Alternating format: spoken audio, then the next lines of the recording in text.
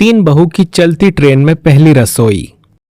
एक घर में तीन बहुओं का एक साथ गृह प्रवेश होता है। सास बबीता आरती उतारती है। तुम तीनों बहू का स्वागत है हमारे घर में। अपने शुभ कदम से हमारे घर को खुशियों से भर देना बेटा। और हाँ, भले ही हमारा घर छोटा हो, लेकिन हमारा दिल बहुत बड़ा है और हमारे दिल में तुम तीनों के लिए बहुत सारी जगह है। इसलिए यहाँ किसी भी चीज की कोई परेशानी नहीं होगी। सरिता, मधु, काजल तीनों सगी बहनें थीं। गरीबी के कारण उनके माता पिता तीनों बहनों की शादी एक ही घर में भाई विजय, मोहन और सुरेश से कर देते हैं। शादी के बाद जैसे ही तीनों बहनें अपने ससुराल में अपना कदम रखती हैं, उसी वक्त आसपास के लोगों की चिल्लाने और रोने की आवाज गूंजने लगती है। हे भगवान, ये कैसी आवाज है? आखिर क्या हो रहा है बाहर? लोग क्यों चिल्ला रहे हैं? अभी थोड़ी देर पहले तो सब कुछ ठीक था, फिर अचानक कैसे? हाँ माँ, अभी तक तो सब कुछ ठीक था, बल्कि अभी तक तो लोग हमारी शादी की खुशियों में झूम रहे थे, फिर अचानक से खुशी गम में कैसे बदल गई? एक काम करते हैं, हम सब बाहर चलकर देखते हैं, कहीं कोई किसी परेशानी में तो नहीं है ना? किसी को समझ नहीं आ रहा था कि आखिर ये सब क्या हो रहा है। तभी सभी लोग घर के बाहर जाते हैं और बाहर का नजारा देखकर उनके पैरों तले जमीन खिसक जाती है। बाहर जेसीबी की मशीन खड़ी थी और मशीन बारी बारी सभी के मकान को तोड़ रही थी। ये देखकर विक्रम सिंह, जो कि विजय, मोहन और सुरेश के पिता थे, वो तुरंत जेसीबी की गाड़ी को रोकने के लिए उसके आगे खड़े हो जाते हैं। मैं अपने घर को टूटने नहीं दूंगा और इस घर को तोड़ने से पहले तुम्हें मेरा सामना करना होगा। तुम लोग नहीं जानते कि ये घर मैंने कितने अरमानों के साथ बनाया था।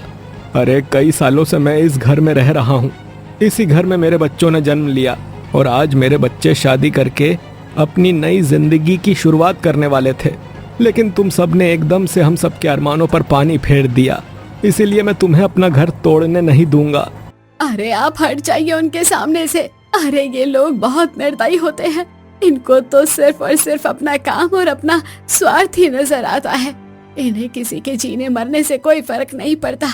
अगर आपने यहाँ अपनी जान भी दे दी तब भी इन्हें कोई फर्क नहीं पड़ेगा। ये लोग अपना काम करके ही रहेंगे, इसलिए आप हट जाइए उनके सामने से। नहीं बबीता, आज चाहे जो कुछ भी हो जाए, मैं इनको अपना घर तोड़ने नहीं दूंगा। आज मेरी तीनों बहू का गृह प्रवेश था। तीनों ने अपनी आंखों में बहुत सारे सपने संजोए होंगे, पर नहीं, इन लोगों ने अचानक से कुछ ही सेकंड में हम सबके अरमानों पर पानी फेर दिया। इसीलिए मैं इन्हें उनकी मर्जी का कुछ भी करने नहीं दूंगा। तभी एक सरकारी अधिकारी वहां आता है और वो विक्रम सिंह को पीछे खींचते हुए कहता है, अरे भाई, तुम्हें दिखाई नहीं दे रहा है कि हम लोग अपना काम कर रहे हैं? और एक बात मेरी कान खोलकर सुन लो, अगर तुम लोगों ने सरकारी काम के बीच अड़ंगा डालने की कोशिश की ना, तो याद रखना ये तुम्हारे लिए बिल्कुल भी अच्छा नहीं होगा। अरे अड़ंगा तो तुमने डाला है हमारी जिंदगी में। अरे हम जैसे गरीब लोगों का घर तोड़कर तुम्हें क्या मिलेगा? देखो, ये एक सरकारी जगह है और इस सरकारी अवैध जगह पर घर बनाना बहुत बड़ी बेवकूफ़ी होती है, लेकिन ये सब तुम्हें उस वक्त तो समझ में आया नहीं होगा। अब जब तुम्हारा घर टूट रहा है तब तुम्हें समझ आ रहा है कि तुम्हारे साथ नाइंसाफी हो रही है। अरे तो इस घर को उसी वक्त तोड़ देते ना जब मैं इस घर में शुरू में रह रहा था। अब जब कई बरसों से मैंने इस घर को झोपड़ी से मकान बनाया, तब आप लोग इसे तोड़ने आ रहे हैं। अरे आपको क्या पता कि इस मकान में मैंने कितने पैसे लगाए हैं। पाई पाई जोड़कर मैंने अपना घर बनाया है और आज कुछ मिनट में ही आप इस घर को तोड़ने जा रहे हैं। देखिए, हमारा समय बर्बाद मत कीजिए। हमें और भी जगह जाना है और हर जगह हमें आप जैसे पता नहीं कितने लोग मिलेंगे। तो भगवान के लिए हमारा समय बर्बाद मत कीजिए, क्योंकि हमारा एक एक सेकंड बहुत कीमती है। चलो रे, चढ़ाओ जेसीबी। लाख कोशिशें करने के बावजूद भी पूरे परिवार के सामने उनका घर मलबे में दब जाता है। उनकी आंखों के सामने इस मलबे में उनके अरमान, उनके सपने, उनकी इच्छाएं सब कुछ दब चुकी थीं। वो लोग आंखों में आंसू लेकर एक रेलवे ट्रैक के किनारे जाकर बैठ जाते हैं। तीनों बहुएं रोती हुई अपने परिवार को संभालने में लगी हुई थीं। माँ जी, बापू जी, आप लोग खुद को संभालने की कोशिश कीजिए। अगर आप ही ऐसे टूट जाएंगे तो हम सबको कौन संभालेगा? हम तो आपके बच्चे हैं ना। हाँ माँ जी, देखिए जो हुआ उसे तो हम ठीक नहीं कर सकते हैं, लेकिन ऐसे रो रो कर खुद को तकलीफ देकर हम अपना ही नुकसान करेंगे। इसलिए अब हमें आगे के बारे में सोचना चाहिए, क्योंकि पिछला सोचकर तो कुछ हासिल नहीं होने वाला। क्या बताऊं बेटा, आज मुझे कितनी बेबसी महसूस हो रही है खुद पे। अरे आज ही तुम तीनों का गृह प्रवेश था हमारे घर में, और आज ही वो घर हमसे हमेशा के लिए दूर हो गया। अरे क्या बीत रही होगी तुम तीनों के ऊपर, ये मैं अच्छे से समझ रही हूँ। पर कहते हैं ना, जब इंसान मजबूर होता है तो वो चाह कर भी कुछ नहीं कर पाता। तकलीफ तो हमें भी हो रही है माँ जी, पर अब जो हो चुका है उसे तो हम ठीक तो नहीं कर सकते हैं। इसलिए अब हमें ये सोचना चाहिए कि अब हम आगे क्या करेंगे और कहाँ अपना नया आशियाना बनाएंगे। तभी अचानक मौसम में बड़ा भयानक बदलाव होने लगता है। आसमान में काले बादल छा जाते हैं, हर तरफ धूल मिट्टी के साथ तेज तेज हवाएं चलने लगती हैं, जिससे परिवार में हर कोई परेशान होने लगता है। उन्हें समझ ही नहीं आ रहा था कि आखिर भगवान उन्हें ये कैसा दिन दिखा रहा है। हे भगवान, आखिर ऐसी कौन सी भूल हो गई है हमसे जो तू हमें ऐसी सजा दे रहा है।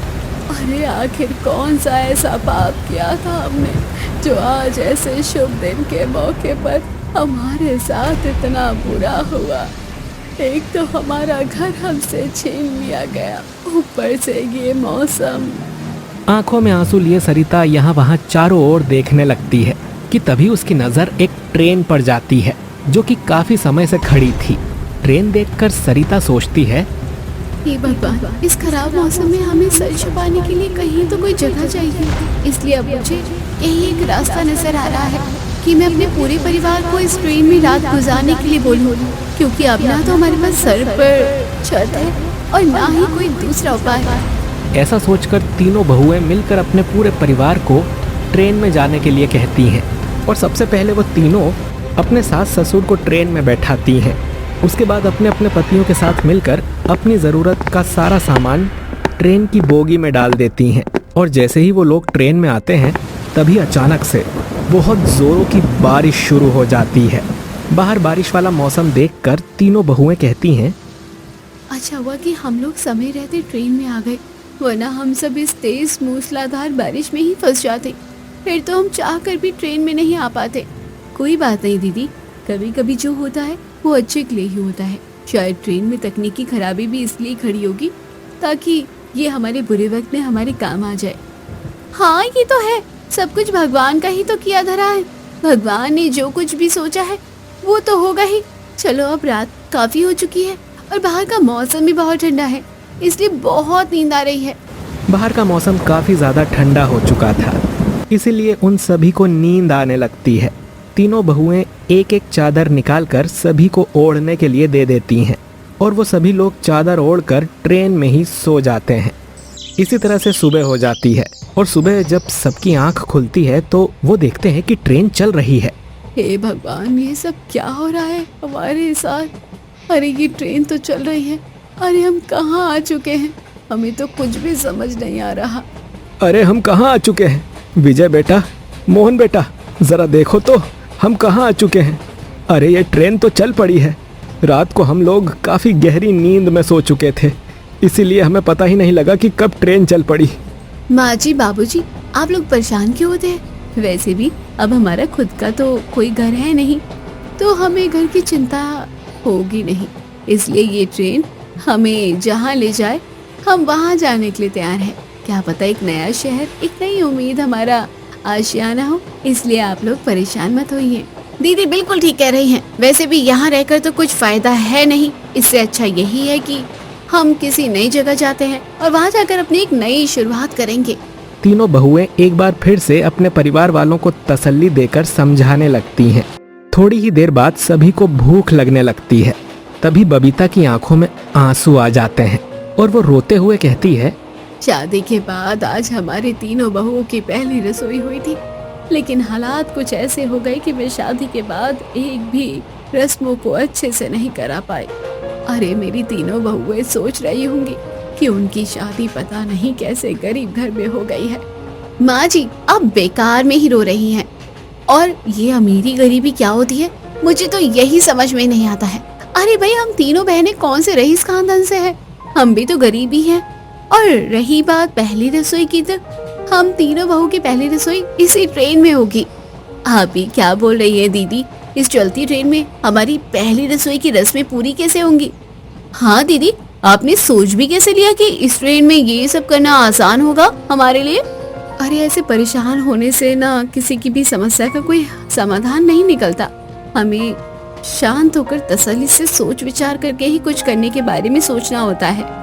लेकिन सरिता बहू, मधु बहू और काजल बहू बिल्कुल ठीक कह रही हैं। इस चलती फिरती ट्रेन में ये सब करना बिल्कुल भी ठीक नहीं है।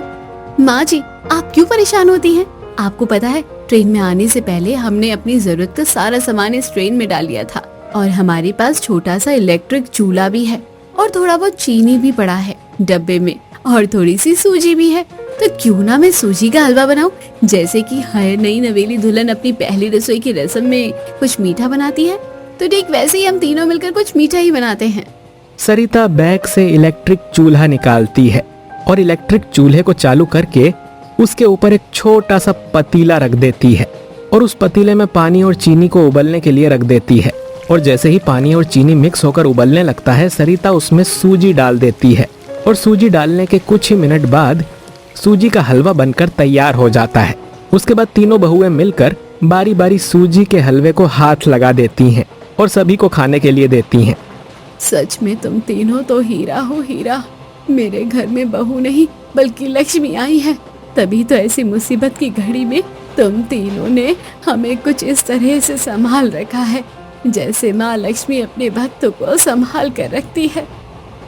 माँ जी, अब जब तक हम सब हैं तब तक आपको परेशान होने की कोई जरूरत नहीं है। वे सभी लोग मिलकर हलवा खा रहे होते हैं। तभी वहाँ पर एक महिला टीटी आती है और वो महिला टीटी काफी गुस्सैल किस्म की थी और वो गुस्से में कहती है, ये सब क्या लगा रखा है तुमने? ये कोई अनाथ आश्रम है क्या जो तुम सब ऐसे पड़े हो यहाँ पर? जल्दी से तुम सब अपनी टिकट दिखाओ। जी देखिए, हमारे पास टिकट नहीं है। दरअसल हम तो इस ट्रेन में गलती से आ गए थे और हमारे हालात कुछ ऐसे थे कि हम ना चाहते हुए भी हम इस ट्रेन से बाहर नहीं जा पाए। देखो, ये बहाने किसी और के सामने बनाना। मैं रोज तुम जैसे लोगों से मिलती हूँ, इसलिए मुझे अच्छे से पता है कि ये तुम लोगों का बहाना है मुफ्त में यात्रा करने का। इसलिए बहस ना करते हुए चुपचाप अपनी टिकट निकालो या फिर पैसे निकालो।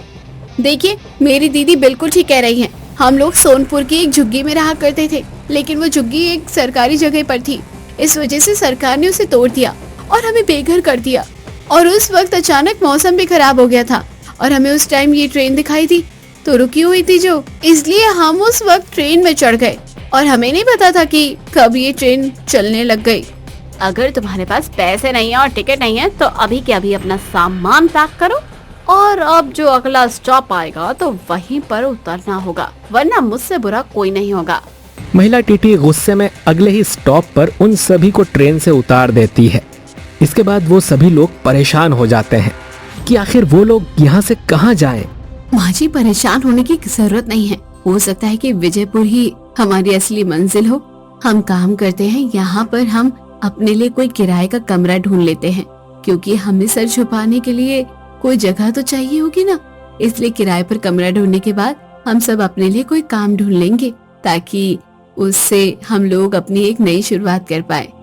हाँ दीदी, मैं भी यही सोच रही थी, क्योंकि ऐसे ही यहाँ वहाँ भटकने से बेहतर है कि एक जगह रहकर ही हम आगे की सोचें। तीनों बहुओं का उपाय सभी को बहुत अच्छा लगता है, इसीलिए वो अपने लिए किराए पर घर देखने लगते हैं।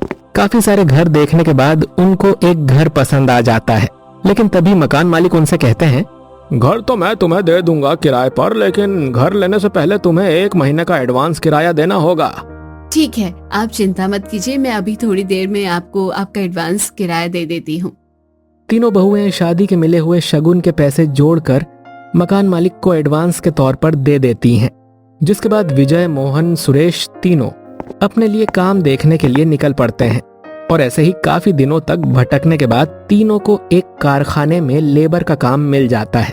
ऐसे ही वे सभी लोग मिलकर धीरे धीरे अपनी बुरी स्थिति को ठीक करने की कोशिश कर रहे होते हैं कि तभी तीनों बहुओं की सास की तबीयत खराब हो जाती है, जिस वजह से उनको हॉस्पिटल में एडमिट करवाया जाता है। मधु और काजल, तुम दोनों अच्छे से जानती हो कि इस वक्त माँ जी की तबीयत बिल्कुल भी ठीक नहीं है और माँ जी की तबीयत खराब होने के साथ साथ हमारे घर के हालात भी धीरे धीरे खराब होते जा रहे हैं। इसलिए मैं चाहती हूँ कि अब तुम दोनों भी अपने लिए कोई काम देखो, क्योंकि ऐसे हाथ पे हाथ धरे रहना मुझे कुछ सही नहीं लगता। हाँ दीदी, मैं भी यही सोच रही थी कि अब हमें कोई काम देख लेना चाहिए अपने लिए, क्योंकि दिन प्रतिदिन महंगाई तो बढ़ती जा रही है। ऊपर से घर में कमाने वाले 3 लोग हैं, इसलिए मैंने सोचा था कि मैं भी जॉब करूं। अपनी सास की तबीयत और घर के बुरे हालात देखकर मधु और काजल भी एक फैक्ट्री में काम करने लगती हैं और सरिता घर संभाला करती है। वे सभी लोग मिलजुल कर एक दूसरे को संभालते हुए अपनी बुरी परिस्थिति को ठीक करने की कोशिश कर रहे थे और इसी तरह से काफी मेहनत करने के बाद तीनों भाइयों को अलग अलग जगह पर नौकरी मिल जाती है। विजय को एक अस्पताल में सिक्योरिटी गार्ड की नौकरी मिल जाती है, तो वहीं मोहन को एक कारखाने का ठेकेदार बना दिया जाता है। तो वहीं सुरेश, जिसे गाड़ी चलानी आती थी, वो स्कूल बस चलाने का काम करने लगता है और इस तरह धीरे धीरे उनकी स्थिति पूरी तरह से ठीक हो जाती है।